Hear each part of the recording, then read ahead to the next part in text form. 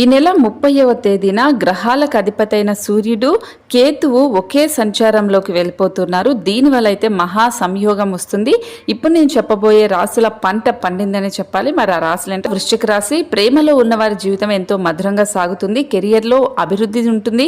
అలాగే వ్యాపారం కూడా కలిసి వస్తుంది. పాత మిత్రుల సహాయంతో కొత్తగా వ్యాపారాల్లో పెట్టుబడులు పెడతారు. దీనివల్ల భవిష్యత్తులో మంచి రాబడి వస్తుంది. మార్కెటింగ్, రచనా రంగాల్లో వీళ్ళకి కొత్త కొత్త అవకాశాలు వస్తాయి. వ్యాపారస్తులకు కూడా ఇది చాలా మంచి సమయం. ఇతర ప్రాంతాలకు వ్యాపారాన్ని కూడా విస్తరించడానికి ఇది అనువైన సమయం.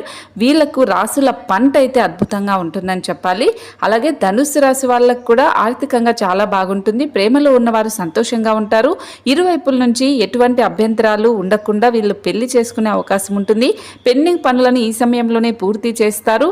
ఆర్థికంగా గతంలో కంటే ఇప్పుడు బలంగా ఉంటారు. వ్యాపారస్తులకు మంచి ఆర్థిక ఆర్జన కూడా ఉంటుంది. కొత్త పెట్టుబడులు పెట్టే సమయంలో పెద్దల సలహాలను కూడా ఖచ్చితంగా పాటించాలి, లేదంటే నష్టపోతారు. నవగ్రహాలకు ప్రదక్షిణ చేయడంతో పాటు బుధుడిని, కేతువుని, సూర్యుని కూడా పూజించండి.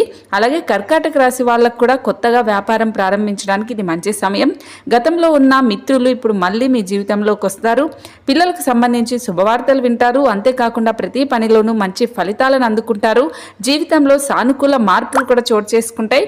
సమాజంలో గౌరవ మర్యాదలు పెరగడంతో కీర్తి ప్రతిష్టలు కూడా పెరుగుతాయి. కొత్తగా వ్యాపారం ప్రారంభించే వాళ్ళకి మంచి లాభాలను అయితే ఆర్జిస్తారు. కేతువు, సూర్యుడు కారణంగా అయితే మహా సంయోగం వల్ల వీళ్ళకి అద్భుతంగా ఉంటుంది. ఈ రాశుల పంట పండిందని చెప్పాలి. మరి మీ రాశి ఏంటో కామెంట్ చేయండి.